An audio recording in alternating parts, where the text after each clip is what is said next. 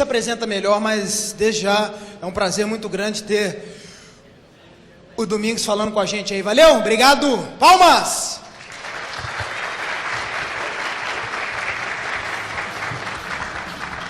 Ficar aqui no meio que acho que é melhor. Bom dia a todos, agora estamos acordados, tomamos um café. Pô, é muito bom estar de volta em Curitiba. Ano passado eu vivi aqui, foi uma experiência fantástica, rever amigos, conhecidos, e ex-chefes. Nossa, muito legal. É um prazer estar de volta aqui. Obrigado pelo convite, a galera aqui do Matheus, do Flávio e da galera do PHP-PR, novamente. Né? Rapidinho. Opa, vamos lá. Vai, fio. Tudo que eu estou falando aqui está Creative Commons, então vocês podem copiar, fazer o que vocês quiserem. O Matheus me deu uma missão muito importante, trazer como está o estado das segurança de aplicações PHP em 2018. Tem muito material legal na internet, então que eu vou me apresentar rapidamente. O que eu faço hoje? Hoje eu sou Full Stack Developer na Softplan, uma das maiores empresas de Santa Catarina e uma das 10 melhores empresas do Brasil da área de tecnologia para se trabalhar. Eu trabalho na área de Construtech Ventures.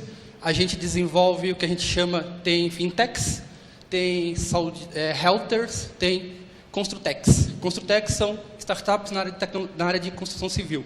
Então a gente desenvolve ideias que podem virar ou não negócios através de prototipação. Lá a gente trabalha com um mix de linguagem enorme. Tenho mais de 15 anos de desenvolvimento, só de PHP são 12 dedicados ao PHP. Evangelista Open Source, contribuo com vários projetos. Sou core do PHP-SC, esse aqui é meu... Opa. Qualquer coisa, põe no Google esse nome aqui que vocês vão me achar, saber tudo do meu passado, futuro e presente. Bom, vamos lá. Tá lá. Então, hoje o assunto é segurança e PHP e como que a gente pode criar aplicações seguras com PHP. Algumas coisas são novas, algumas coisas são velhas. Eu também dou aula numa universidade lá em Floripa, peguei uma cadeira de sistemas de informação. E de 80 alunos que trabalham com PHP pelo menos 3 anos, não conhecem metade dos termos que eu vou trazer aqui nessa palestra. Eu espero que não seja o caso de vocês. Então, aqui tudo que eu vou falar, entendam como advices, conselhos, tá? Porque vocês vão ver que segurança, ela começa desde cedo. Né? Primeiramente, quando a gente fala de segurança da informação, a gente está falando de 3 grandes tópicos. 3 grandes áreas que a gente tem que ter na cabeça, que é a integridade, que é a confidencialidade e a disponibilidade. Integridade, dado. O dado é a coisa mais importante que tem hoje. É o bem mais valioso, então ele tem que ser íntegro. Você tem que obter de forma segura, armazená-lo de forma segura e ter garantia que aquele dado é imutável e só as pessoas a qual você confia, o seu software confia, têm acesso. Confidencialidade, né? Aí é o próximo ponto. Tipo, só pessoas, como eu falei, né, estão a cumprir. E o próprio dono daquela informação podem alterar ou podem trabalhar com essa informação. E disponibilidade. O que é? Quando eu precisar da informação, eu tenho que ter fácil acesso a ela. Quando eu falo fácil acesso, é de acesso de jeito seguro. Privacidade, levando em considerações a privacidade, levando em considerações o que eu posso ou não ver daquele dado. Né? Então, tudo isso tem a ver com segurança de informação. Tá? Se eu estiver falando rápido demais, vocês dão um toque também, tá? Que às vezes eu acelero e vou embora. O que mais? Né? Primeiro conselho que eu dou para vocês é que segurança começa com o ponto mais importante, que não é ensinado na faculdade. Você entra na faculdade, você já quer ver código, você já quer ver fazer software, você já quer fazer um monte de coisa.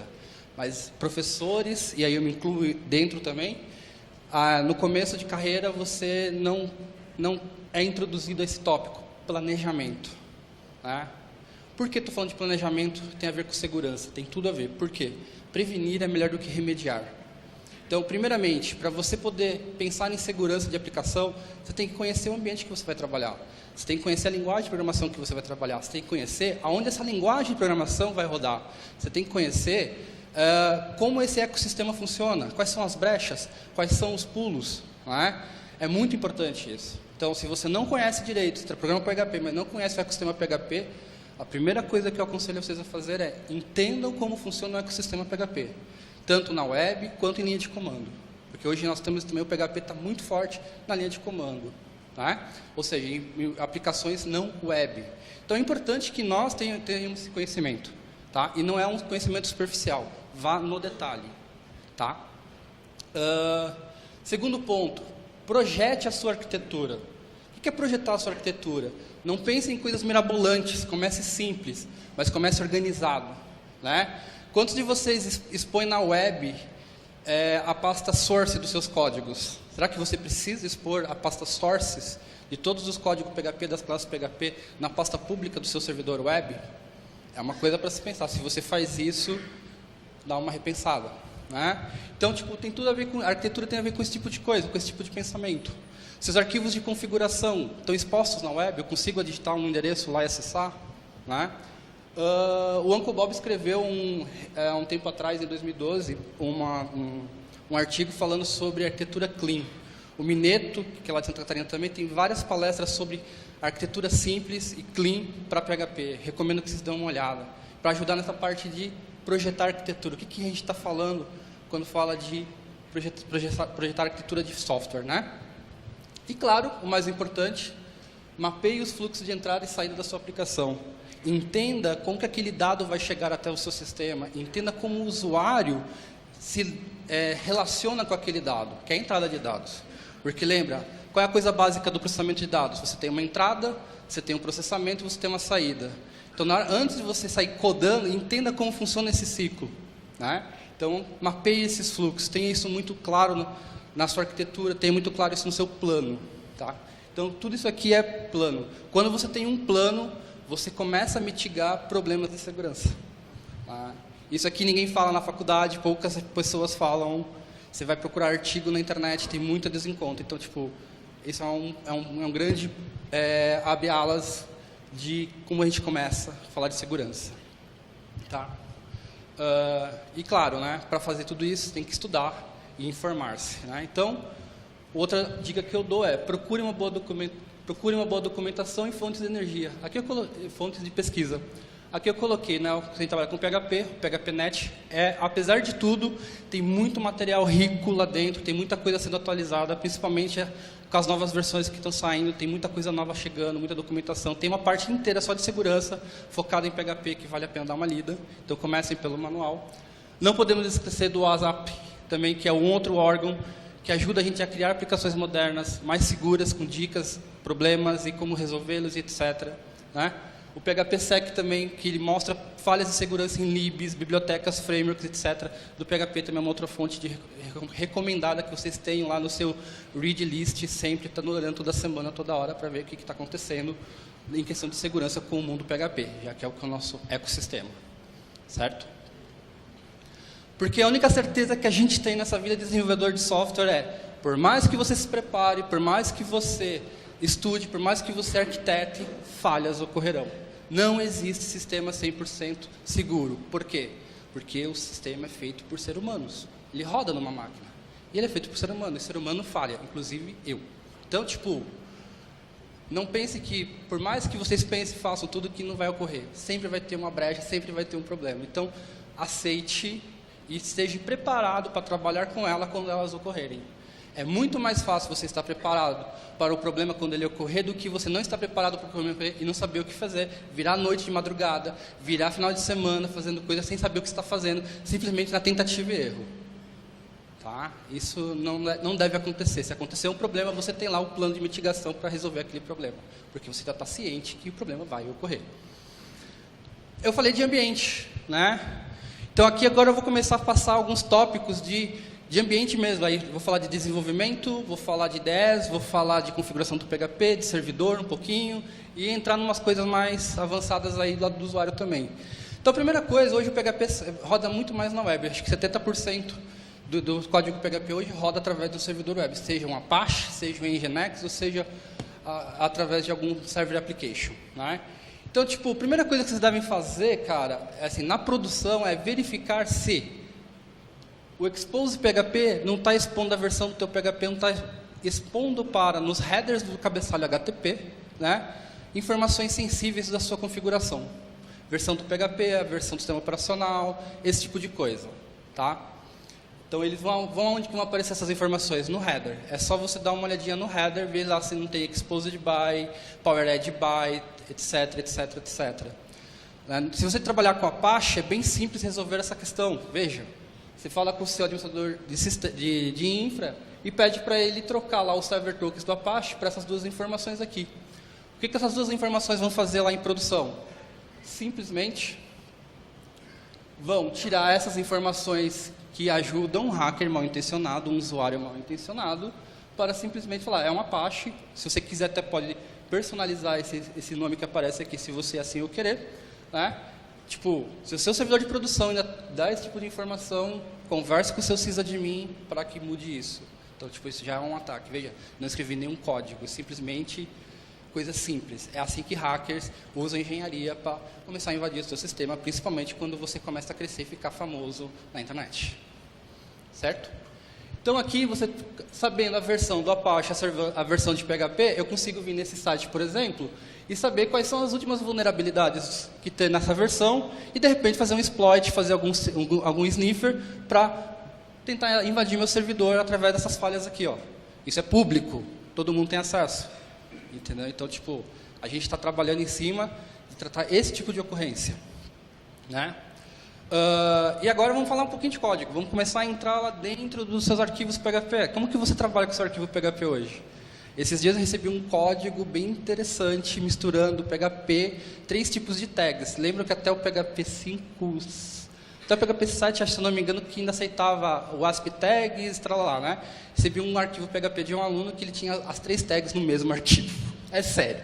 Não entendi até hoje por quê, né? Mas enfim.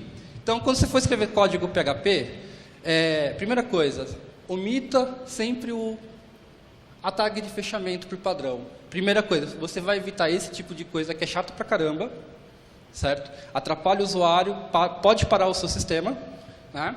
Segundo, esse tipo de erro não nos ajuda a debugar quando a aplicação dá problema. Então, tipo, você fazendo isso aqui, você garante que o PHP vai ter lá a resposta da requisição correta para o browser, e o browser saber interpretar, mesmo que seja uma página em branco. É melhor você dar uma página em branco para o usuário do que você dar esta informação aqui. Tá? Então, pode omitir. Tomem cuidado só quando vocês usarem as template tags, ou seja, chaves, interrogação igual, e a string ou qualquer template que você queira colocar ali, para não dar Skype errado ali no arquivo, tá? Então isso você já pode fazer a partir de agora. Né? Outra coisa que eu já vi também, recentemente fui contratado por uma grande agência de marketing lá de Florianópolis, porque estava com o WordPress com problema, sendo invadido toda hora com um exploitzinho em um plugin de PHP. Muito ridículo o plugin de PHP. Simplesmente porque alguém foi lá na Wallhost, em vez de deixar que o interpretador do Apache procurasse por arquivo .php, ele usava .inc. É sério, não faz nem 4 meses. Então, seja consistente nas extensões dos seus arquivos, entendeu? Por padrão, cara, use a extensão .php. Se você quiser colocar inc.php, ok, pode. Mas não vai me usar txt, .html, .inc, entendeu? Não faça isso. Não faça, entendeu? Estamos em 2018 e ainda tem gente que trabalha dessa forma. Então, não seja essa pessoa. Atualize-se. Né? E é muito simples fazer isso. Você pode fazer através de um arquivo na sua hospedagem compartilhada ou na própria configuração do Apache por padrão, por exemplo, adicionando simplesmente essa linhazinha aqui. Ó. Acabou, resolveu o problema. Mantenha-se no padrão. É .php. Todos os frameworks que você for pegar, ele é a extensão .php. Um bom código que você for pegar no GitHub de pessoas que vocês admiram, entendeu? Vai estar .php, cara. Tipo, tu não inventa moda. Entendeu? Segue o padrão. Parece que isso não tem a ver com segurança, tem tudo a ver. Até a versão 5.3, se eu não me engano, havia um exploit do Apache que permitia que extensões não conhecidas através do HTTP Handler, do Apache, você pudesse injetar código malicioso. Tá? Outra coisa que eu vejo muitas pessoas fazendo, inclusive nessa empresa, quando eu entrei, era uma coisa muito comum. Deu pau na produção, a primeira coisa que você vai fazer é um SSH, vai lá no SRV /aplicação/public e começa a editar os arquivos em produção. Mano, não faça isso. Não faça isso. Não faça. Primeiro, você vai complicar o problema, porque provavelmente você não tem acesso lá. Se você tiver acesso lá, é somente para, tipo, de emergência, mas hoje em dia, cara, nem é emergência, você não vai fazer isso. Você vai na staging, você vai na sua máquina, você vai no cacete que você quiser, resolve o problema, entendeu? Pega para o seu CI, ou o seu FTP, o seu processo de publicação e manda o código para lá. Não faça isso em produção. Por quê? Isso já me aconteceu algumas vezes. Né? Eu já fui mexer, achar, é só uma vírgula que eu esqueci, não vou fazer o deploy porque o deploy vai demorar 10 minutos para fazer. Cara, eu fui lá para colocar a vírgula que faltava, eu piorei o problema. Aí não era mais só uma vírgula. Você entende? Então, tipo, não faça isso. Né? Use ferramentas de CI e CD para fazer isso. Ou o seu script que o seu sysadmin usa automático para colocar o código na produção. Use um ambiente anterior para fazer esse tipo de coisa. A menos que seja coisa tipo, não vejo motivo, eu estou pensando aqui, pensei várias vezes, depois que eu passei por essa experiência, qual é o motivo que você precisa ter para editar código na produção? Nenhum. Se o banco está quebrado, pede para o cara fazer o backup do banco, você baixa o banco, resolve, depois manda para lá o patch de correção. É código que quebrou? Cara, faz um merge request, um pull request e manda para lá. Não vai fazer na produção. Ok, eu entendo que tem coisa pegando fogo, o sistema não pode parar, mas só que o problema é, o sistema já parou porque você quebrou o sistema na produção. Ele já está parado. O risco de você deixar mais tempo parado é maior ainda. Então não faça isso. Né? Outra coisa, como que vocês lidam com configurações e dados sensíveis dentro das suas aplicações PHP? Né? Seja esperto, não exponha credenciais, não crie. Eu sei que quando a gente começou, quando eu comecei com o programa com PHP, era muito comum ter um arquivo .config.php, lá tem um monte de senhas, um monte de informações sigilosas, e está lá junto da aplicação, dentro do public, nem fora do servidor, dentro do public. Normal, a gente está aprendendo, a gente está evoluindo, mas cara, hoje em dia, não faça mais isso. Use o ambiente. O que é o ambiente? O sistema operacional, ou alguma ferramenta que te injeta, como por exemplo o Consul. É um puta de um Service Discovery, um Config Manager, que você pode colocar lá todas as informações de configuração, o PHP consome aquilo como se fosse uma variável de ambiente, e você não precisa editar uma linha de código para trocar qualquer coisa dentro da configuração do sistema.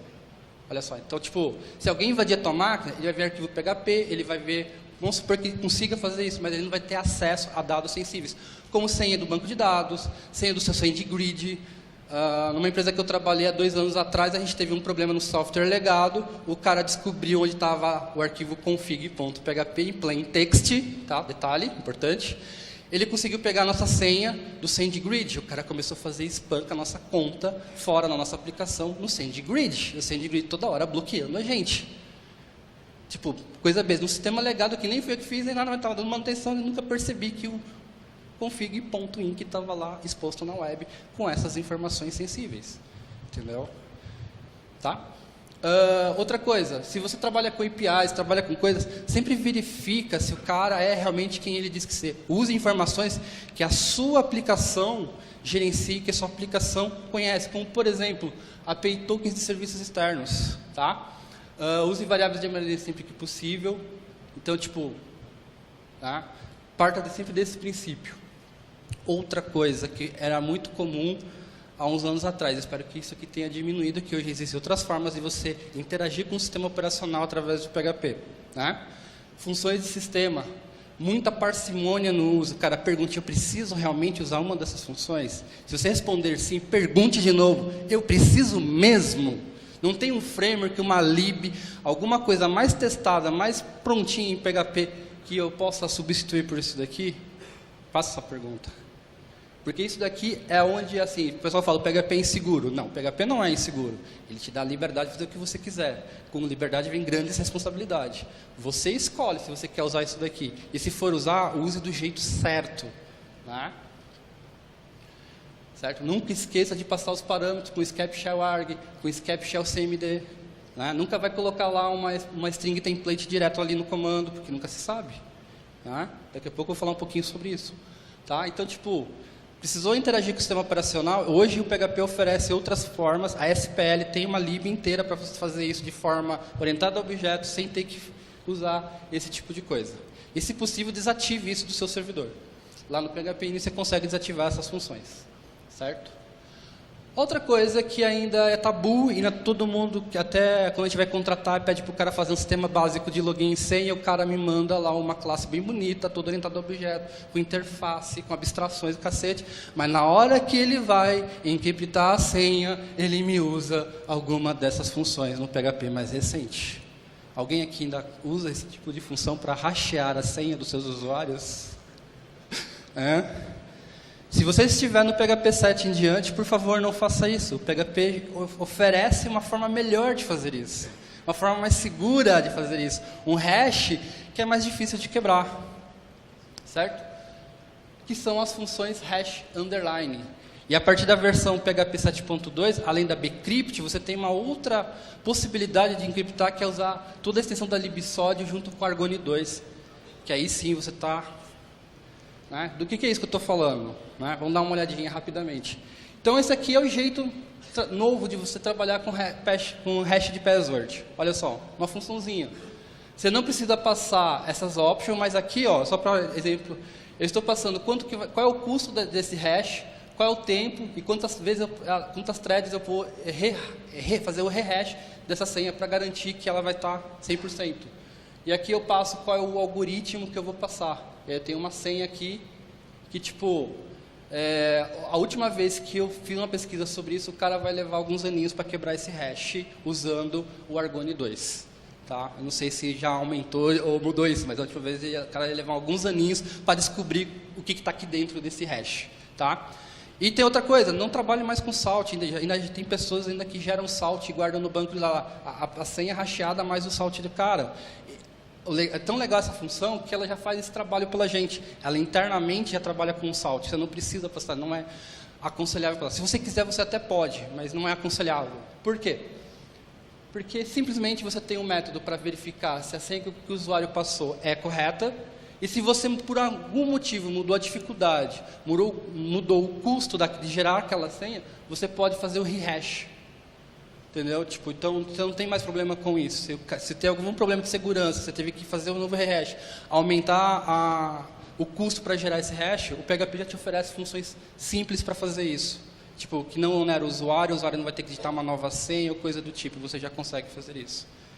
Veja, isso tudo aqui tem a ver com segurança. Parece que não, mas a segurança começa nesses detalhes. Tá? Então, tipo, a minha ideia era trazer esse tipo de coisa. Vou falar de outros assuntos mais para frente, mas, tipo, vocês percebem que até agora a gente não viu nada muito obscuro, nada coisa que você consegue fazer em qualquer versão de PHP, a partir de agora, já só conversando com o seu sysadmin e conversando com o teu time. Tudo isso aqui é segurança. Tá? O que mais? Né? Tratamento de erros. Eu vejo muito programador ainda que não sabe trabalhar com o erro handler do PHP, que é uma pena. Né? Os caras ainda... Porra, tem 10 minutos, tem tanto assunto ainda. Bom, vamos lá. Então, tipo, entenda como o erro handler do PHP funciona. Por favor, nada de erros, nada de erro report, nada de produção, lá não mostra nada. Você usa log erros e erro log para fazer isso, tá? Então, se tiver display erros on, HTML erros on, coloca tudo off na produção. Isso é só na sua máquina que você deve ligar tudo e ver tudo o que está acontecendo, certo? E se você quiser algo muito mais potente, você pode usar a Asset Error Handler para definir seu próprio sistema de erro e como o PHP vai tratar os erros a partir desse momento. Então, recomendo dar uma lida nesse cara aqui. Agora eu vou entrar numa parte bem legal, que é o seguinte. Como eu falei, usuário, dados, ele é o bem maior da empresa. Então, trate qualquer entrada de dados como inseguras, tá? Não assuma que dado, em algum momento ele vai vir certinho como você quer. Assuma, parte do pressuposto, vai vir merda. Parte desse pressuposto. E vai resolver o teu problema na maioria das vezes. Formulário de entrada, literal de consulta, qualquer coisa que o cara passar ali, você vai estar preparado para isso, porque você está trabalhando ao contrário. Em vez de você esperar alguma coisa positiva, você espera o negativo. Tá? Vamos lá. Cuidado quando você trabalhar com underline get, underline post, underline server, underline... Tá? Essas variáveis aqui, apesar de ser do próprio PHP que ele gera, elas não são seguras, porque ele trabalha com dados que vêm do usuário também. A única que você pode considerar como segura é a underline session, porque ela é totalmente gerenciada pelo servidor e ela só é transpassada pelo HTTP. Tipo, o cliente, o usuário não tem acesso, ele não tem como manipular esse dado, porque a manipulação dele está do lado do servidor. Tá? O que mais? Vamos lá. Validação e sanitização. Bloqueio valores indesejados. Uma vez que o dado foi filtrado, ele é considerado seguro. Se você não filtrou esse dado, não tratou esse dado, ele não é seguro. Tá? Trabalhe com o conceito de listas brancas. Eu vejo muito programador ainda trabalhando com listas negras. O que é isso? O que o usuário pode digitar aqui? Somente texto de A, B, B, C. Não. Cara, inverte. Em vez de perguntar do que ele não pode, pergunte o que ele pode. Então isso é lista branca. Porque a lista que ele não pode sempre vai ser maior do que a lista que ele pode. Né? É parte do mesmo princípio do menor privilégio. Tipo, você tem controle do que ele pode fazer, mas você não tem controle do que ele não pode fazer. Então trabalhe com listas brancas, não com com listas negras, tá? Mantenha o controle na sua mão e da aplicação de todos os parâmetros que o usuário pode manipular. E aí o PHP nos dá a filter var, que você pode usar para sanitizar, limpar todos os dados, validar todos os dados, antes de fazer qualquer tratamento e usar esses dados, tá? Então aqui é um exemplo de como você usa, por exemplo, para validar um e-mail, sanitizar um e-mail, tá? Então uma URL, por exemplo, então bem simples, aqui embaixo tem um link, né? Cuidado com o abuso for mail. Alguém ainda usa a função mail direto de formulários nesse estilo aqui para mandar e-mail do contato do teu site? Tomem cuidado com isso, não façam isso. Tá? O PHP Mailer, por mais antigo que ele seja, ele resolve isso aqui de uma forma um pouquinho mais elegante, e existem outras formas mais elegantes de você mandar e-mail, tá? Do que dessa forma. Outra coisa que ninguém se preocupa, tem tudo a ver com segurança, o upload de arquivo. Se você pegar no GitHub lá e perguntar o upload de arquivo PHP, a maior parte dos códigos trabalha em cima das variáveis que eu acabei de falar que são inseguras, underline post, underline files e underline server. Então não confie, desconfie, né? Como? Então, tipo, aquilo que eu falei da whitelist, lá, o pessoal ainda trabalha muito nesse estilo, que se você procurar no GitHub, você vai encontrar muito código atual, tipo de menos de um ano, ainda nesse estilo. Né? O PHP nos entrega as if image type. Você passa a imagem, ele garante que aquela imagem é daquele tipo que ela está sendo informada. Ele vai verificar no bytecode se ela é ou não é realmente. Outra coisa importante, já repararam que de vez em quando aparece um arquivo JPEG GIF que vai ser de 1K de 4 megas, 5 megas, 6 megas? Então, as mensagens subliminares. Tomem cuidado com isso. Então, quando você receber um arquivo, não confie no arquivo. Se ele fala que é GIF e tem 2 megas, desconfie. Ressalve o arquivo. Use a função FIFO, por exemplo, da SPL para ressalvar o arquivo em disco. O que ele vai fazer? Ele vai abrir no bytecode e vai verificar, opa, você fala que é uma imagem GIF, mas eu estou vendo aqui bytecodes que não é de imagem. Eu vou remover, vai deixar só a imagem. Tá? Outra coisa, BasePath. Restringe o acesso aos arquivos, tipo, não deixe o usuário acessar ou ver o caminho completo para aquela imagem. Use chmod, chroot, né? Ou melhor ainda, cara, use CDN, S3, Cloud Storage, Google Cloud Storage, essas coisas mais moderninhas, tá? Vamos lá. Aí vem as sopinhas de letrinha que sempre dá confusão. Em qualquer entrevista que você vai fazer, seja júnior, pleno ou sênior, essas sopas de letrinhas ainda confundem os desenvolvedores. Então, tipo, XSS, que é o Cross-Site Scripting, permite que inserir código malicioso dentro do HTML, do JavaScript, principalmente pelo JavaScript, né? Então, aqui é um exemplo, ó. Lembra? Cookie, tá lá na máquina, quem gera é o browser, não é seguro. Qualquer sniffer está pegando tudo que tem nesse cara aqui, tipo, eu consigo aqui inserir um código. Então, tome cuidado, isso é o XSS, é o Cross-Site Scripting, tome cuidado com isso. Né, de novo, tudo que eu falei anteriormente para tratamento de variável, vale para isso na hora de você expor os seus HTML. Então, filtre e desconfie de qualquer dado externo, use as funções, filtro PHP é o seu aliado, use essas funções aqui para ajudar a melhorar, né? Trabalhe com listas brancas, CSS3, SAS, essas paradas todas, tem umas coisas mais recentes que você pode fazer dentro do CSS, URL, Expression, e etc., são métodos que também geram abertura para código malicioso. Tomem cuidado. Né? Essa parte aqui também é legal. Tipo, Cross-Site Request Forgery. Permite que se forje aquisições, levando o usuário a executar ações indesejadas. Resolve isso daqui. Opa! Então, primeira coisa, prefira post a get para requisições que escrevam recursos. Então, no caso, vai votar numa enquete, use o verbo post. Segundo, force o usuário a usar seus formulários. Limite o tempo de sessão daquelas rotas, mas que permitem fazer coisas absurdas. O que esse código vai fazer aqui se não for tratado? Simplesmente ele vai permitir que o cara liste todos os usuários do banco de dados. Né? Como que se trata isso? Primeira coisa, algumas dicas. Lei do menor privilégio. Se o cara só pode ler, só leia. Crie um usuário para sua leitura. Se ele não pode escrever, remova acesso remoto. Cuidado com os caracteres, prefiro usar o UTF-8 por padrão, porque ele é mais seguro do que os demais. Prefiro usar Prepared Statements. Todo mundo aqui usa PDO? Ou ainda alguém usa as MySQL underline ou OC8 underline? Red Bean, o Propel, estão evoluindo. Então, tipo, dê uma olhada nesses caras, vai facilitar pra caramba o trabalho de vocês com manipulação de dados. Você não vai precisar escrever SQL, porque você vai tratar o SQL como classes, como orientação a objeto. É muito melhor. Uma coisa que a PDO já faz por padrão, mas você não escreve SQL puro. Aqui não. Usando um ARM, você não vai se preocupar com esse tipo de coisa, a menos que seja uma coisa muito específica.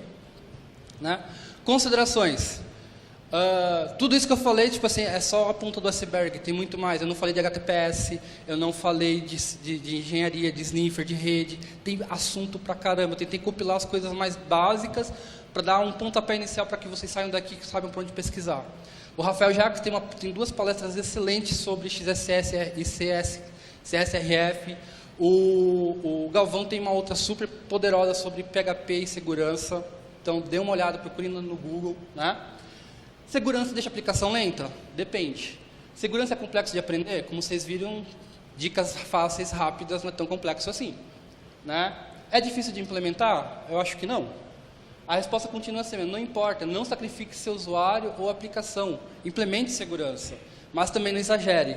Não vai me colocar aqueles captchas para o cara resolver lá uma equação matemática com um pi elevado, né, porque também não dá. Mas, tipo, o mínimo, garanto o mínimo, né? Acho que eu consegui dar a mensagem no termo. Né? Então, tipo...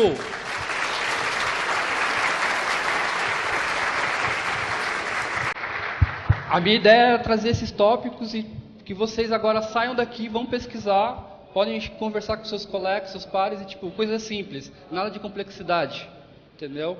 Elas vêm à medida que vocês precisem, tá? A gente vai fazer pergunta, alguma coisa? Pessoal, perguntas?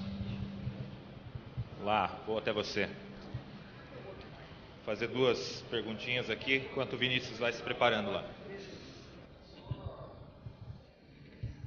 A ferramenta que você falou que usa ali para a questão das variáveis de ambiente, que eu não consegui pegar, é só isso? É o Consul, consul.org. Ele é um Service Discovery Config Manager, no qual todas aquelas variáveis de ambiente que você coloca no seu servidor com export, por exemplo, no Shell, você faz nele e simplesmente através de um texto de código, de uma linha no teu PHP, junto onde você carrega o autoload, ele pega todas as variáveis que você coloca lá dentro e traz para dentro do sistema, como se fosse variável de ambiente mesmo, uma constante. No caso do PHP, ele se entrega como constante. E aí acontece, em vez de você pegar, restartar a aplicação, mudar a coisa, você muda lá no Consul, ele automaticamente vê que mudou, ele avisa a aplicação que mudou, a aplicação se atualiza com a nova configuração, sem ter que você parar a produção ou parar o servidor para fazer isso. Vale muito a pena. Eu conheci ele faz uns 2 meses, eu não conhecia. Eu trabalhava no meu tradicional lá com arquivos env e export, etc. E quando eu conheci ele, foi uma mudança de água para o vinho. Mais uma aqui. Bom dia. Eu gostaria de saber, quando você tem uma aplicação na porta 80 com certificado de segurança, se é possível descobrirem que existe alguma outra porta nesse mesmo domínio. Por exemplo, digamos, eu tenho na porta 80 certificado de segurança, mas em outras portas não tem. Qual é a vulnerabilidade de manter outras portas sem certificado de segurança? É alta, mas nesse caso, a menos que você não tenha um firewall, ou não tenha um múltiplo de firewalls nesse item aí. Você até pode ter, mas você tem que ter um firewall. A ideia é que você sempre use todas as portas com HTTP, com SSL, né? Mas sempre, tipo, a primeira coisa é ter firewall, ter portas de proteção de entrada de nível de sistema mesmo, de nível de rede. Desce um pouco a camada, aí não é da aplicação, é da camada de rede. Vou fazer mais uma rapidinho aqui. É bem rapidinho. Você falou que tinha um programa de gerenciamento de variáveis de ambiente. Não é um programa, é um aplicativo, é um framework feito em, se eu não me engano, acho que é feito em Node, chamado Consul, que ele gerencia isso para você. Ele pode imputar tanto no sistema operacional, os famosos export, ele substitui os arquivos .env que você usa, por exemplo, para carregar variáveis de ambiente, e ele consegue fazer essa gestão para você. Você centraliza nele e é lá que você gerencia. Você não gerencia no nível de sistema operacional ou de aplicação. Eles só consomem. Qual que é o nome? Consul. Consul? Consul. Consul.io é o site para você dar uma olhada. Tá, obrigado. Ele tem drive para PHP, para Node, para várias linguagens aí, sistemas operacionais, quase todos. Valeu. Isso? Legal, o Domingos vai estar por aí, galera. Mais uma salva de palmas para ele aí. Muito obrigado, gente. Estou por aí.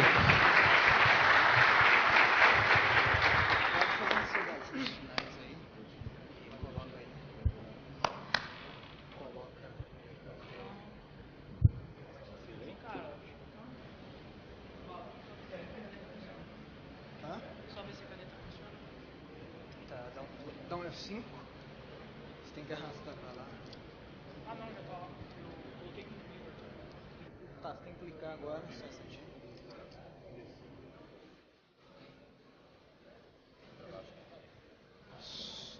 Não, sim, mas eu tinha...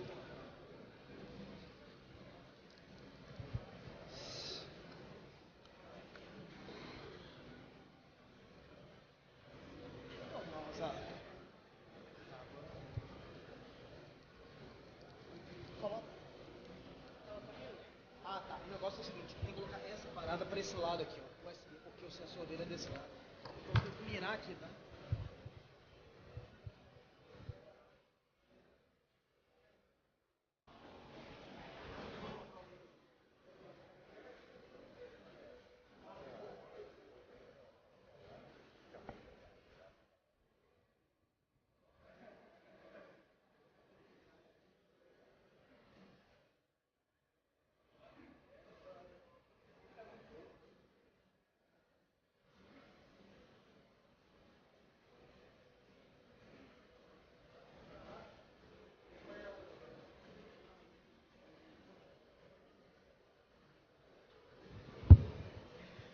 É, isso aí! Todo mundo acordado ainda? Vamos ter essa última palestra.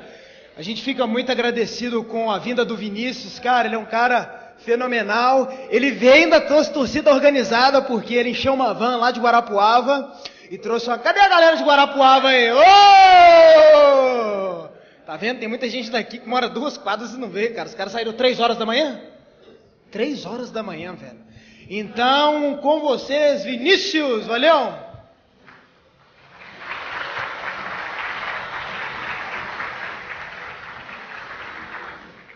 Então, valeu, moçada. Eu vou tentar ser breve nessa apresentação aqui, porque eu imagino que deve estar todo mundo com fome. Levanta a mão aqui. Quem que é estudante?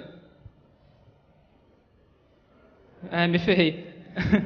É o seguinte, quem aqui já estudou TDD e teve dificuldades para entender alguns conceitos e não conseguiu aplicar? Legal. Então, a gente vai falar hoje um pouco sobre test doubles, que é uma disciplina que a gente vê dentro do TDD. É bem interessante e a gente também vai tirar algumas dúvidas sobre esses caras. Então, como ele falou,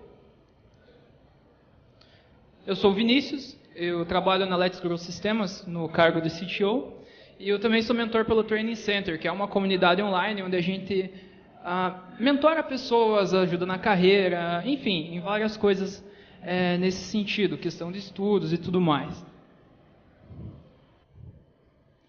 E lá na Let's a gente tem vários projetos legais, a gente está sempre contratando. Inclusive, o nosso plano para o ano que vem é começar um escritório nosso aqui em Curitiba. Então, no final da palestra, eu vou colocar o meu e-mail ali, vocês mandam currículos, tudo mais, a gente vai avaliar.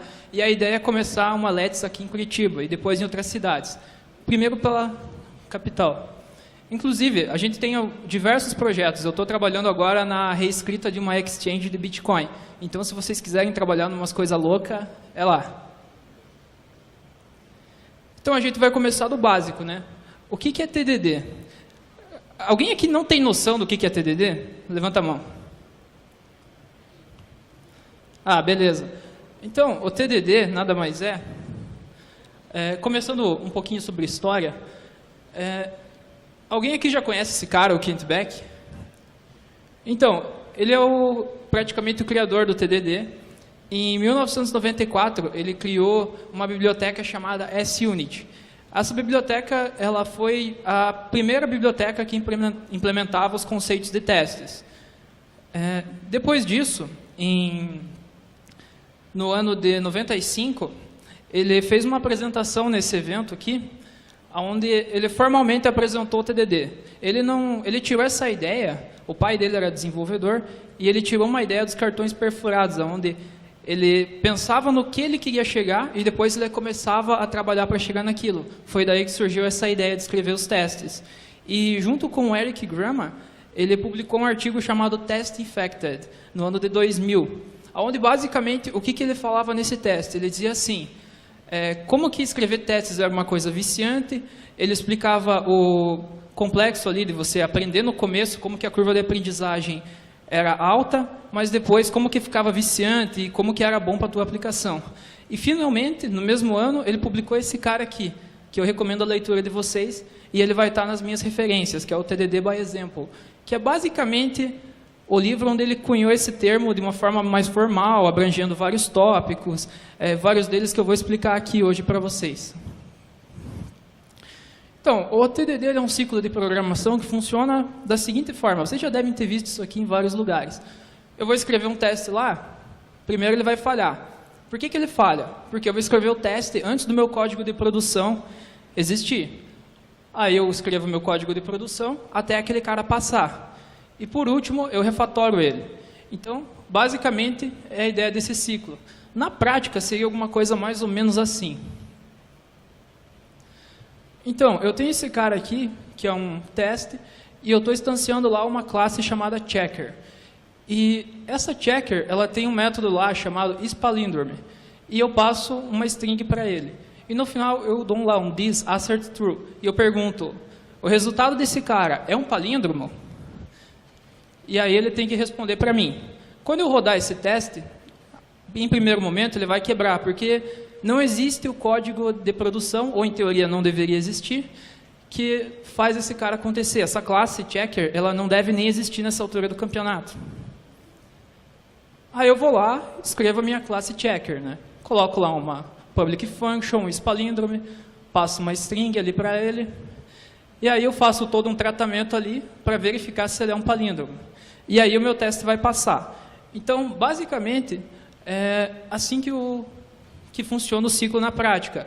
Você vai lá, escreve um teste e depois escreve a classe de produção, que é o código final. E algumas curiosidades aqui. Como eu falei, é difícil entender o TDD de primeiro momento. Você vê um exemplo aqui na palestra, pensa, massa pra caramba, eu vou usar esse negócio quando eu chegar lá na empresa. Aí você chega lá na empresa, dá um problema e você não consegue usar. E, enfim, ele tem esse ciclo aí de aprendizagem. E eu vou passar aqui para vocês algumas dicas que a gente acaba não vendo de primeiro momento. Primeiro, TDD ele não é sobre testes em si. Ele é mais sobre design de classes. Por quê? Enquanto você está desenvolvendo suas classes, tem uma regra do Uncle Bob, se eu não me engano, que ele fala o seguinte para a gente. Uma classe que é difícil de testar é uma classe que está mal escrita. Então, se você está tendo dificuldade para testar um controller ou qualquer alguma coisa nesse sentido, você precisa ir lá e pensar mais nesse cara. Será que ele está bom? Será que ele está ruim? Por que eu não estou conseguindo testar? E aí, conforme você vai pensando, conforme você vai reescrevendo as coisas, você vê que você está prestando mais atenção no design das suas classes do que na questão do teste em si. Então, o TDD ele é mais sobre design do que sobre testes. E os nossos testes, eles nos fornecem feedbacks instantâneos. O que é isso? Você vai lá, escreveu o teu teste, rodou. Beleza, deu um pau aqui. Você vai lá ver o que é isso. Se você fosse testar, por exemplo, rodar uma aplicação web, peguei a minha aplicação, abri o browser, acessei a página de login, aí lá que eu vou ver um problema. Ao invés disso, no TDD você já tem esse cara no terminal ali, em questão de segundos. Se você fez a tua suíte de testes bem feita, provavelmente vai ser em questão de segundos. Sem falar também que ele dá feedback sobre a questão da orientação a objetos. Será que essa classe está boa? Será que ela está ruim? Você vai coletando todos esses feedbacks durante o processo. E uma outra coisa também que eu quebrei bastante a cabeça quando estava aprendendo esse negócio, é que as suítes de testes elas não são tão fiéis à literatura. Então, o que acontece? Você vai ler um livro lá sobre TDD. Aí o autor vai estar falando lá, teste unitário. O que é teste unitário? Ele vai dizer assim, é aquele teste que ele trabalha apenas com uma unidade. Não deve usar outras classes, não deve usar file system, não deve acessar banco. Ele vai testar só uma classe, só um método daquilo. Beleza, aí você abre o Laravel lá e vai estar lá uma pasta escrito Unity. E o cara vai estar testando já no primeiro exemplo uma request e uma resposta 200. Aí você pensa, tá, mas e aí? E uma outra coisa bacana, se você usar aquele método getClassMethods do PHP, no this do... Só um pouco amarelado, eu vou tentar. Ah, beleza. Se você usar aquele método lá, você vai ver que ele tem várias coisas tudo juntas ali. Então, o que acontece? Você não tem uma diferenciação do que é um assert para um teste unitário, o que é um assert para um teste de integração, enfim. Isso tudo fica socado, digamos assim, ali na nossa suíte de testes, e ele não é tão fiel à literatura. Então, você não vai conseguir, na hora de escrever na tua aplicação, fazer exatamente igual está no livro. A gente tem essa dificuldade quando está aprendendo. E até você assimilar isso, vai um tempo aí. Tá, e agora a gente vai falar um pouquinho sobre uma família chamada XUnit. Basicamente, esse cara aqui, esse Gerard Mesarros, não sei bem como é que fala esse sobrenome, ele estudou as estruturas das principais suítes de testes que a gente tem no mercado. Então, o que ele fez? Ele começou a estudar essas estruturas, ele começou a ver o que elas tinham em comum, o que elas tinham de diferente, e ele começou a notar que esses caras, eles tinham muita coisa igual, que eles eram muito parecidos. Ah, eu vou usar o JUnit, ele é muito parecido com o PHP Unit. Todos esses caras, eles seguem uma sequência lógica comum, que eu vou mostrar depois, e além disso, todos esses caras, eles têm vários componentes em comum.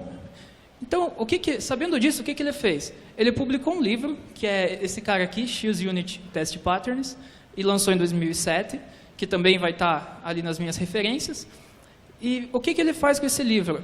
Ele pega e cria toda uma linguagem comum a quase todas as suítes de testes aí que vocês vão estudar. Então, por exemplo, a gente vai ver mais para frente o que é um mock. O mesmo conceito de mock que você usa no PHP Unit, você vai usar no JUnit. Então, toda essa linguagem comum, ele criou. Lógico, existem outras linguagens, outras formas de chamar isso, mas o mais utilizado é o desse cara, e o mais conceituado na academia também. Então, o XUnit, basicamente, ele quebra o nosso teste em 4 fases principais. São elas o setup. Então, quando eu vou começar a montar o meu teste, esse setup, ele é essa fase onde eu estou preparando todo o ambiente para o meu teste. Depois eu vou ter uma fase que eu vou chamar esse cara de exercise. É basicamente onde eu vou fazer o comportamento que eu espero verificar depois na próxima fase, que é o verify. Que é onde eu vou pegar e vou dizer assim, olha, beleza, eu tentei salvar um arquivo, será que ele foi salvo mesmo? E é na fase do verify que você vai ter essa confirmação. E a última fase, que é o teardown, que é o oposto do setup. Então, se no setup você criou um arquivo lá, ou salvou alguma coisa no banco, no teardown você tem que remover esse cara. Por quê? Porque a ideia é que quando vai rodar o próximo teste, esse cara vai lá, remove e deixa o ambiente praticamente limpinho para o próximo teste vir rodar sem interferência do anterior. Eu vou mostrar um exemplo aqui para ficar um pouco mais claro de como que esse cara funciona. Então, eu tenho um teste aqui, né? E eu estou dizendo que esse usuário, ele deve ser inativo. Eu pego ali um thisUser e faço um user create passando os dados. Então, o que eu estou fazendo aqui? Eu estou criando um usuário na minha base de dados. Aí, eu vou dar um set status ali, passando os status inativo. E no final, eu dou um assert false, falando, esse usuário, ele está ativo, e para o teste passar, ele tem que me retornar false, porque eu inativei ele aqui em cima.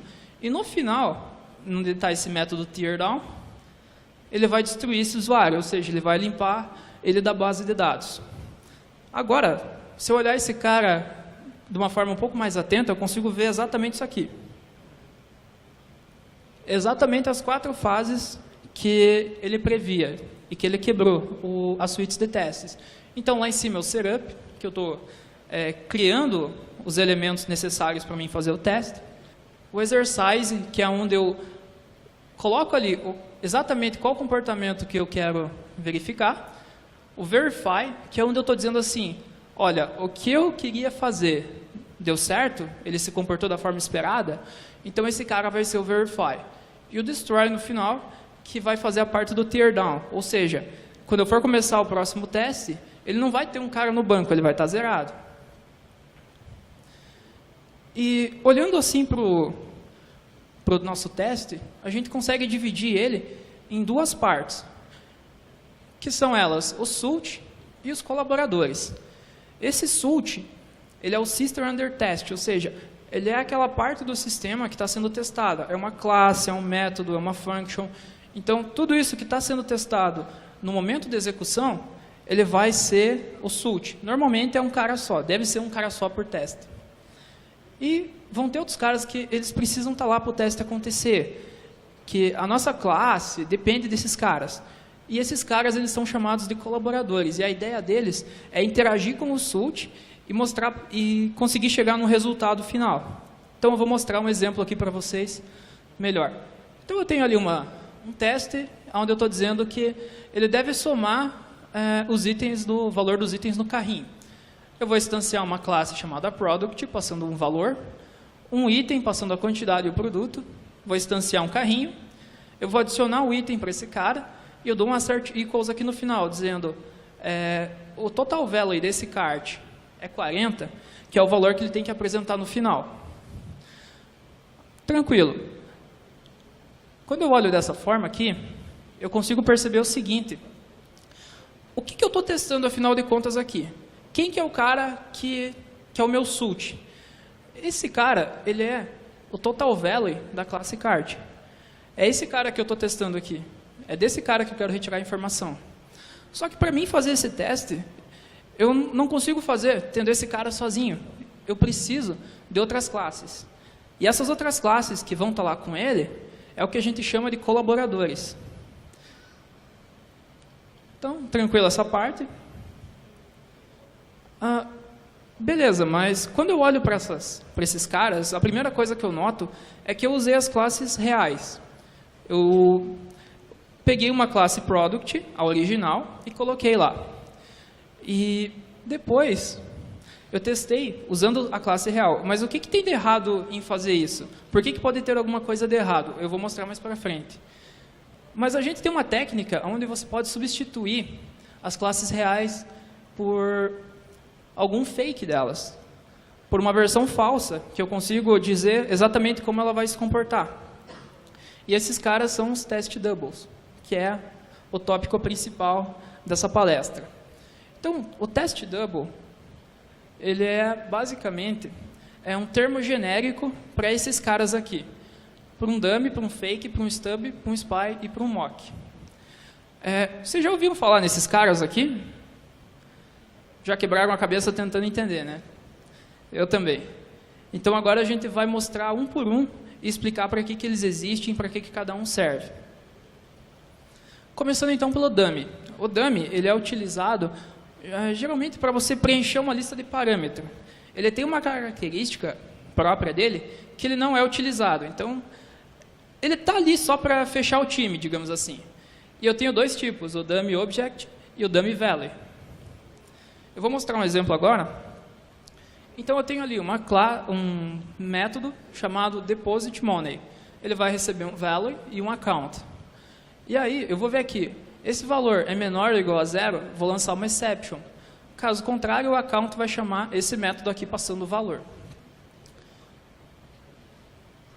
Depois, eu vou lá escrever o meu teste. E qual que é a ideia do meu teste? Eu quero testar a exception. Então, eu quero testar o lançamento da exception. E eu passo aqui uma versão falsificada da minha classe. Então, qual que é a ideia desse cara? Eu vou passar aqui uma versão falsificada do account e eu vou passar para ele o -10. E eu estou esperando o lançamento da exception. O que é interessante nisso? Notem que esse cara aqui...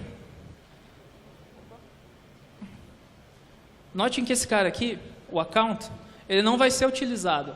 Porque eu recebo o value, ele vai cair aqui e vai lançar exception. Mas esse cara aqui... ele é passado no teste justamente para você conseguir executar ele. Essa que é a ideia do dummy. Então, ele está ali só para fechar o time, ele está ali só para ser passado como um parâmetro, mas ele não vai ser utilizado. O próximo cara que a gente vai conhecer é o fake. E a ideia dele é basicamente substituir algum objeto que é difícil de você ter, ou você quer fazer alguma otimização, como por exemplo, ele dá para a gente esse exemplo aqui, que é o In-Memory Test Database. O que acontece? Acessar um banco de dados quando você está rodando uma suite de testes, é uma coisa, dependendo, ali, quando você tem 100 testes, beleza, pode até ser tranquilo. Mas quando se passa a ter uma suite de 1.500 testes, aí isso pode ser demorado. E uma técnica que é utilizada é esse cara aqui. Eu vou criar uma classe ali, que ela vai fazer o acesso, não exatamente ao banco de dados, mas ele vai falsificar esse acesso. Então, métodos como, por exemplo, save, que eu ia salvar no banco, eu salvo num array. Tudo isso fica em memória. Por isso que é chamado esse padrão de memory database. Eu tenho o método find e o método update, ou seja, esse repository, que ele deveria ir lá no meu banco, salvar os clientes, ele não faz isso de verdade durante o teste. Porém, ele permite que o teste aconteça sem ter que deixar o sistema lento na hora de rodar a suite. Então aqui tem um exemplo, ó. Eu vou executar um teste e eu passo esse repository falsificado para o meu teste. E aí eu consigo executar ele basicamente de uma forma normal. Só que qual que é a diferença? Aqui por baixo dos panos, ao invés de eu estar indo lá e acessando o banco de dados, ele vai estar simplesmente salvando num array em memória. Então, essa é uma forma de utilizar ele. O stub, esse cara aqui também é uma palavra bastante usada. Então, o que acontece no stub? O stub ele é meio burro. Por que ele é burro? Porque ele só vai saber fazer o que você ensinar para ele. Então, ele vai ter respostas pré-programadas, e uma característica do stub, que é diferente do mock, é que ele é usado na fase do setup. Então, por exemplo, eu tenho um método chamado create, e eu vou ver aqui, ó, eu vou passar um validator, e eu vou perguntar, esse CPF, ele é válido? Se ele não for, eu vou lançar uma exception dizendo que o CPF é inválido. Se ele for, eu vou retornar o create do repository. Beleza. Aí, o que eu faço ali na minha classe de testes? Eu vou pegar e eu vou criar uma classe falsificada do meu validator. Eu vou dizer para o meu validator, quando você receber a mensagem isCPFValid, com esse parâmetro, você deve retornar true. Aí eu vou pegar os meus dados, vou criar um novo account, vou setar o validador e vou ver se ele me retorna uma instância nova da classe account. Por que eu fiz isso? Porque quando eu estou testando, eu quero garantir que esse cara sempre me vai retornar true. Porque eu não quero testar exatamente ele, mas eu dependo dele para testar esse cara. Essa que é a ideia do stub, é ele falsificar algumas respostas para você conseguir substituir algum cara, porém ele não é o foco do nosso teste.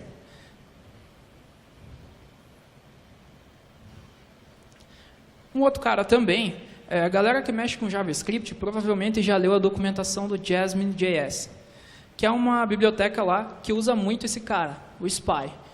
Então, qual que é a ideia do Spy? Ele vai trabalhar como um espião mesmo dentro dos nossos testes. Porque a ideia desse cara você vai jogar ele dentro do teste e ele vai ficar recebendo chamadas, pegando informações e depois você confere elas. Então, um exemplo de Spy é esse aqui. Eu tenho um address repository, eu vou criar ali, eu tenho um método save, que eu vou passar um address, e para quem já mexeu com Doctrine, conhece esses caras aqui. Então, eu vou chamar o Entity Manager, persist o address, e depois eu vou chamar um flush. Basicamente, o que ele vai fazer com esse código é receber o endereço e persistir no banco de dados. É isso que ele deve fazer. E agora, eu vou testar esse código usando um Spy. Como é que ele vai ficar?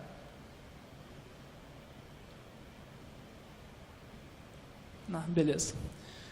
Então, eu vou testar ali, né, que ele deve salvar um novo endereço e eu vou eu vou estubar, que palavra feia, essa classe aqui, do Doctrine. Depois disso, eu vou instanciar um address repository, passando a minha classe falsificada. Eu vou pegar esse address repository e vou dar um save nele com o meu address. E aí, no final do meu teste, o que eu quero garantir? Eu quero garantir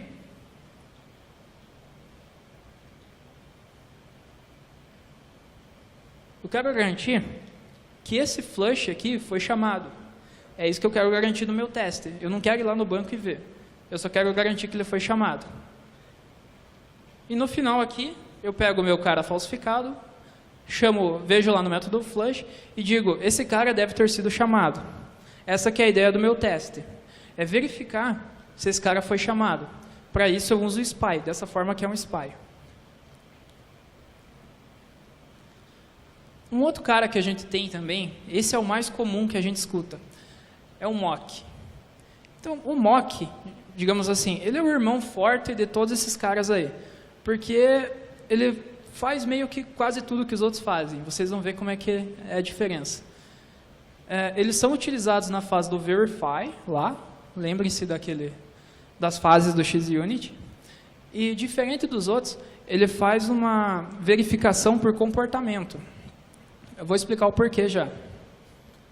Então, eu tenho a mesma classe aqui, e aquela hora eu testei ela utilizando um stub. Agora eu vou fazer um teste um pouco diferente utilizando um mock, tentando verificar outros comportamentos. Então, o que eu vou fazer? Eu vou pegar o meu validator, eu vou passar ali o isValid com o valor. Então, até aqui está tranquilo. Will return true, igual o stub. Mas ele tem uma diferença, que eu coloco nesse cara ali, ó, should be called, apenas uma vez. Então, eu digo assim, durante o meu teste, esse cara deve ser chamado uma vez. E depois disso, eu vou lá, pego o repository, que eu também estou utilizando, chamo o create dele e digo que ele deve ser chamado uma vez também. Passo os dados e seto o validator, seto o repository e chamo o create. Detalhe, primeira coisa que a gente nota quando eu olho para esses caras assim, bati o olho nesses caras, qual que é a primeira diferença? Vocês viram, tem algum disassert, alguma coisa assim aqui? Não. Por quê? Porque esse cara, ele faz o que a gente chama de teste de comportamento, diferente do teste do estado. Como a gente estuda lá em orientação a objetos, quando eu tenho o meu estado do meu objeto e eu tenho os comportamentos. Então, o estado vão ser os valores dos atributos e o comportamento vai ser os métodos que ele tem e a forma como ele trabalha baseado no estado. Então, aqui eu estou testando o estado dele. Um detalhe, o SPY também faz isso. Só que vocês podem ver que o mock ele é bem mais completo, ele deixa você fazer bem mais coisas. Ele é um objeto pré-programado com asserts que trabalha fazendo a parte do verify. E agora algumas características dessa técnica do test double, que a gente vai ver aqui rapidão. A primeira delas é design feedback. Então, graças aos feedbacks dos testes, a gente pode melhorar o design das nossas classes, evitando erros DOO e bad smell codes, que é um catálogo de gambiarras, basicamente, que tem num livro do Kent Beck, se eu não me engano, que é o Refactoring. Não, perdão, do Martin Fowler.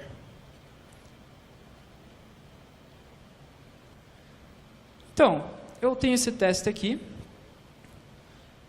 eu tenho esse código, e quando eu olho para ele, eu pergunto, beleza, como é que eu vou testar ou falsificar esse validator?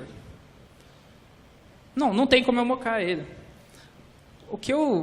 Quando eu rodar esse cara, ele sempre vai ser instanciado. Isso pode ser um problema, porque se tiver um erro aqui, ele vai ferrar tudo aqui embaixo. E aí, na minha suite de testes, vai cair um erro, que vai estar no create, mas na verdade ele está no validator. E isso daqui é um problema de OO, quando você trata esses caras desse jeito, que você não está usando o princípio de inversão de dependências do Solid, que é um princípio basicamente onde você tem que deixar as dependências da tua classe todas explícitas, beleza? Então, uma solução melhor, quando eu vejo isso aqui no meu teste, seria de repente instanciar o validator e passar por parâmetro, seria dar um set validator, alguma coisa assim. Mas não deixar esse cara instanciado assim. Um outro exemplo. Beleza, eu tenho essa classe aqui, eu tenho esse código de teste, e eu olho para o meu teste aqui, e eu vejo que eu estou escrevendo um monte de mock aqui, e no final eu passo ele para um account create. Só que ele está recebendo dados, validator, repository, request. Quer dizer, será que esse cara não sabe coisas demais? Será que está certo isso? E aí você começa a pensar, opa, se eu tenho que ter todo esse trabalho aqui para passar coisas para uma classe, significa que ela está pegando dados demais, ela está fazendo coisas demais. E ela está fugindo do S, que é o princípio do Solid, da responsabilidade única, que a classe deve ter apenas uma responsabilidade. Então eu já começo a notar que tem um problema aqui de orientação a objetos, e eu já posso refatorar essa classe. E mensagens. O Alan Key, que é quem cunhou esse termo de orientação a objetos, ele não gosta que chamem de orientação a objetos porque a ideia dele é troca de mensagens entre os objetos e não necessariamente você focar nas classes de objetos, mas sim em como eles interagem. Quase como um sistema nervoso, talvez. E a ideia desse cara aqui é que quando você está fazendo o TDD, você testa as mensagens e você também consegue, através disso, evitar efeitos colaterais no mundo exterior. Como, por exemplo, imagina que você roda um comando de teste e, de repente, começa a mandar e-mail para todo mundo. Ou salvar dados reais em cache, alguma coisa assim. Isso não é legal. E, usando mock e esse tipo de técnicas, eu consigo substituir esses caras aqui, verificar a troca de mensagens entre as classes, sem executar esses caras do mundo real. E agora aqui vem esse último slide, que é a pergunta, né? Quando mocar? Por que eu tenho que mocar? Por que eu tenho que usar esses caras, afinal de contas, né? Quando que eu vou usar eles?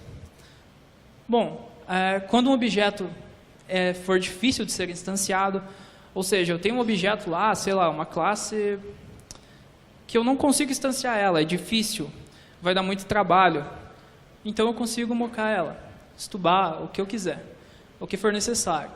Quando um objeto causa efeitos colaterais no mundo exterior, por exemplo, ele vai enviar um e-mail, ele vai salvar alguma coisa no banco de dados, eu consigo pegar esses caras aqui e testar pelo comportamento, sem usar o efeito no mundo real. E quando eu quero verificar e garantir o comportamento de um colaborador? Porque o que acontece? Eu programei duas classes, essas classes estão ali, e eu estou testando a classe B, e a classe B depende da classe A. Mas tem um erro de código na classe A. Isso vai quebrar o teste da classe B. É por isso que a gente usa o stub e esses caras, que é para garantir que no momento de execução do meu teste, esses caras eles vão estar lá e ele vai fazer exatamente o que é esperado para não quebrar quem depende dele, para isolar e testar apenas o SULT. E, galera, eu acho que era isso, então. Esse era o meu último slide. Eu deixei aqui o meu Twitter, meu GitHub e o meu e-mail. Quem tiver interesse de trabalhar no nosso escritório aqui em Curitiba, que a gente está planejando trazer para cá, manda. A gente também tem vagas remotas. E se quiserem conhecer Guarapuava, estamos aí. Vamos lá conhecer os bares, beleza? Valeu!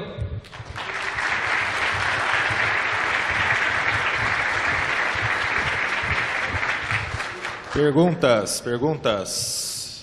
Vou até vocês. Bom dia. Eu queria saber sobre, que eu já estudei um pouco de TDD e também vi um pouco do BDD. Eu queria saber quais são as diferenças entre os dois e qual é o melhor para ser usado. Boa pergunta. Bom, para começar, o TDD, ele é aquele ciclo que a gente viu. Ele é uma técnica onde você vai escrever testes. O BDD, ele é muito maior que o TDD. Ele é uma técnica que envolve, é um ciclo bem maior, que envolve desde você chegar com o usuário lá, ou com um stakeholder, qualquer pessoa, você sentar com ela e dizer assim, olha, vamos escrever um requisito aqui. Aí você escreve naquela linguagem humana. Você já viu aquelas suítes de testes usadas em BDD, como, por exemplo...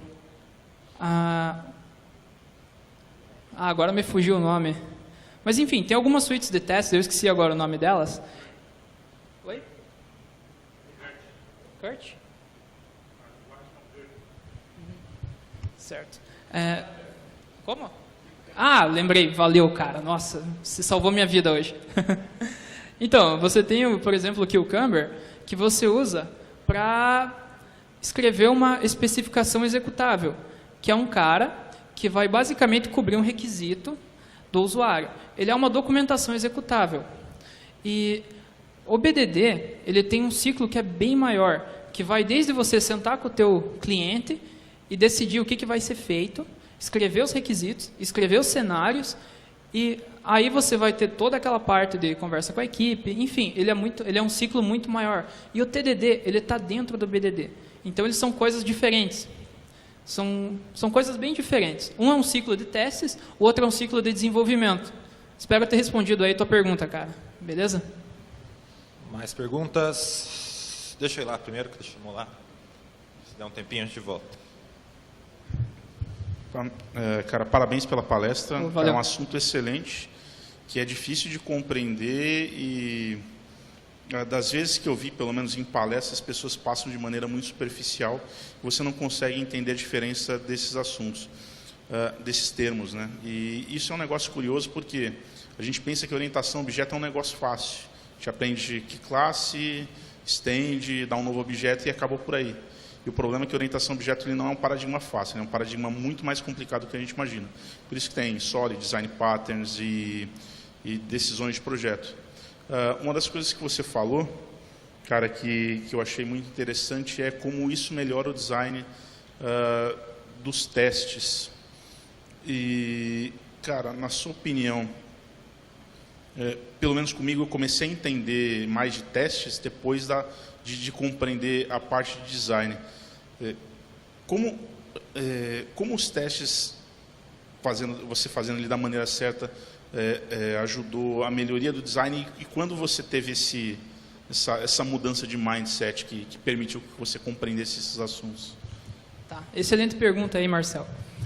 Bom, o que aconteceu comigo foi o seguinte, eu estava começando a estudar o TDD, e aí eu olhava nos livros lá, e os exemplos dos livros são sempre aqueles exemplos fáceis demais. Não é o tipo de exemplo que você vai pegar numa empresa real, lá com prazo, com um monte de coisa.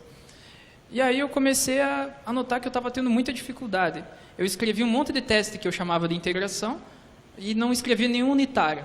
Aí eu pensava, tá, tem alguma coisa errada. Aí eu pensei, como que eu posso testar alguns caras aqui de uma forma unitária? E aí eu fui pesquisar, fui estudar, e eu conheci um padrão, por exemplo, chamado Service Objects, que são os objetos de serviço que eles executam os nossos requisitos. Lógico, primeiro veio aquele choque do TDD, de eu não entender muita coisa.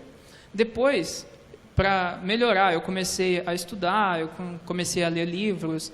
Eu gosto bastante de Ruby também, e a comunidade Ruby tem bastante dessas boas práticas. Eu comecei a pesquisar, a estudar, caí de cara em alguns livros, inclusive tem um aqui que eu acho bem massa, que é... eu esqueci de colocar ele aqui nas referências, mas é aquele crescendo na sua orientação a objetos guiado por testes. Então esse é um livro muito bom também, que ele vai mostrando como que os testes vão dando esse feedback. Então foi mais olhando na literatura, vendo o que eu podia aplicar nos projetos, e uma coisa foi levando a outra e surgiu essa palestra aí. Valeu. Rápido, cara, você vai atrasar o almoço da galera. Parabéns, Vinícius, pela palestra. Valeu. Cara, eu sempre estudei TDD, mas na prática eu quase nunca uso, para ser bem sincero.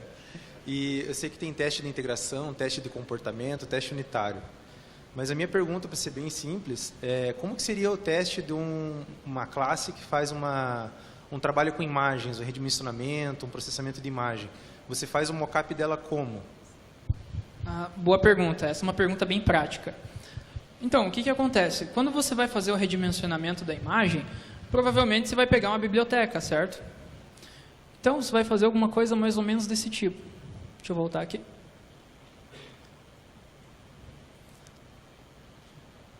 Você vai fazer alguma coisa mais ou menos desse tipo. A primeira coisa que você tem que ter em mente quando você vai escrever um teste é o que eu quero garantir escrevendo esse teste. Aí, a primeira coisa que você pensa é, eu quero garantir que essa imagem foi redimensionada para esse cara, para esse tamanho. Você vai lá pegar o arquivo da imagem e olhar e tentar fazer um teste maluco para ver isso? Talvez a primeira vez você pense isso. Mas a gente está falando de orientação a objetos. E o que vai acontecer? Você vai ter uma classe da biblioteca que vai ter uma interface que ela vai dizer para você assim, cara, se você chamar esse método resize, eu garanto para você que essa imagem vai ter mudado de tamanho. Então, o que eu vou fazer basicamente? No meu teste, eu vou pegar e eu vou mocar essa classe. E eu vou garantir, na hora da execução do teste, que aqueles métodos daquela classe foram chamados. Entende? É dessa forma. Respeitando a orientação a objetos nesse sentido. De que eu não sei como que isso é feito, não preciso saber orientação a objetos, não preciso saber o que tem lá dentro, mas eu sei que se eu chamar esses caras, eles vão garantir isso para mim. Então, o que você vai fazer? Você vai mocar a classe, por exemplo, da biblioteca e vai garantir que esses métodos foram chamados com os parâmetros certos. Beleza? Essa é uma forma de testar. Espero aí ter respondido. Valeu? Salva de palmas então de novo. Valeu, obrigado. Sensacional, sensacional, fantástico. Então, sem mais delongas, eu acho que nós podemos ir para o almoço, só que antes eu gostaria de conscientizar que nós vamos... Basicamente, todo evento de tecnologia o pessoal dá 1 hora, né? A gente, teoricamente, iria dar 2, só que por algum atraso ali, perguntas, né, e tal, problemas no conector, já é 12:30, então nós temos 1h30. Geralmente é 1 hora, nós temos 1h30. Que, por gentileza, de uma maneira bem cordial, eu pediria para vocês? Que retornassem 10, 15 minutos antes, para que exatamente 2 horas a gente já pudesse dar o pontapé inicial novamente. Tudo bem? Combinado? Então é isso aí. Valeu, até as 2. Quem tem o carro no estacionamento, na verdade vai validar até 1 da tarde. Então, se você deixou o seu carro no estacionamento, por favor, valide